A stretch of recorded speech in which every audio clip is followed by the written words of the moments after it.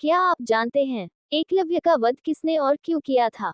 महाभारत का एक पात्र एकलव्य भी था, जो बहुत पराक्रमी था, जिसके भय से देवताओं ने एकलव्य को छल से मार डाला।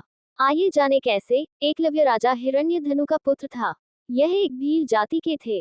एकलव्य के पिता ने एकलव्य का नाम अभिद्युम्न रखा था, परंतु लोग उसे अभय के नाम से बुलाते थे। अभय ने अपनी शिक्षा अपने कुलीय गुरुकुल में ही प्राप्त की थी और वहां बालपन से ही अस्त्र शस्त्र विद्या में बालक की लगन और एकनिष्ठता को देखते हुए गुरुकुल के गुरु ने उसका नाम एकलव्य रख दिया। एकलव्य धनुर्विद्या की उच्च शिक्षा प्राप्त करना चाहता था। उस समय धनुर्विद्या में गुरु द्रोण की ख्याति बहुत प्रचलित थी, पर वह केवल ब्राह्मण या क्षत्रिय जाति को ही शिक्षा देते थे और शूद्रों को शिक्षा देने के विरोध में रहते थे।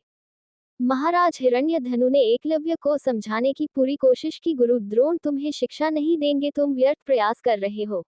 पर एकलव्य ने पिता को कहा कि उनकी शस्त्र विद्या से प्रभावित होकर आचार्य द्रोण स्वयं उसे अपना शिष्य बनाने को विवश हो जाएंगे। जब एकलव्य गुरु द्रोण के पास गए तो उन्होंने एकलव्य को अपना शिष्य बनाने से मना कर दिया।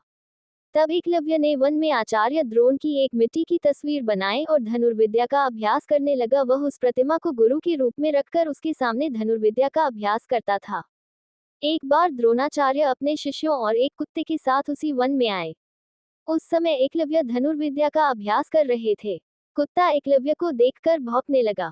कुत्ते के भौंकने से एकलव्य की साधना में बाधा पड़ रही थी, तो उसने अपने बाणों से कुत्ते का मुंह बंद कर दिया और कुत्ते का भौंकना शांत हो गया।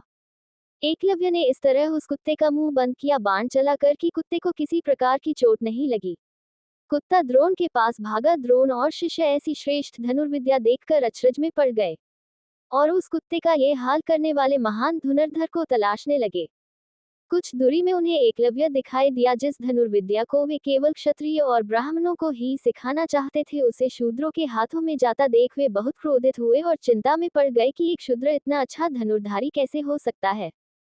द्रोण ने एकलव्य से पूछा, तुमने ये धनुर्विद्या किससे सीखी? एकलव्य ने तुरंत कहा, आपसे आचार्य गुरु द्रोण चौंके और बोले, मुझसे? वो कब? मुझे तो याद नहीं कि मैंने तुम्हें कभी शिक्षा दी। एकलव्य ने द्रोण की मिट्टी की बनी प्रतिमा की ओर इशारा किया और कहने लगा कि मैंने उस मिट्टी की तस्वीर को आप समझकर शिक्षा ली।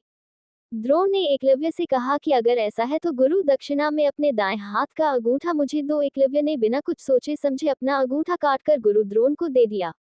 एकलव्य ने अपना अंगूठा दक्षिणा में देने के बाद वह अपने पिता हिरण्यधनु के पास चला गया और वहां जाकर बिना अंगूठे ही अभ्यास में लग जाता है। एकलव्य अपने अंगूठे के बिना ही धनुर्विद्या में पुनः दक्षता प्राप्त कर लेता है। फिर पिता की मृत्यु के बाद वह राज्य का शासक बन गया और निषाद भीलों की एक सेना का गठन किया। एक बार जब एकलव्य ने मथुरा की सेना पर आक्रमण कर दिया था, तब यादव वंश में कोहराम मचने लगा। जब ये श्री कृष्ण ने देखा कि दाहिने हाथ में सिर्फ 4 अंगुलियों के सहारे धनुष बाण चलाते हुए एकलव्य अकेला ही सैकड़ों पर भारी था, कृष्ण को वंश के नाश होने का भय सताने लगा, तो इसी युद्ध में कृष्ण ने छल से एकलव्य का वध किया था।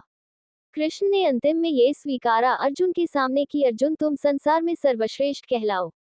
इसके लिए मैंने न चाहते हुए भी तुम्हारी जानकारी के बिना भील पुत्र एकलव्य को छल से मारा, ताकि तुम इस संसार के सर्वश्रेष्ठ धनुर्धर कहलाओ।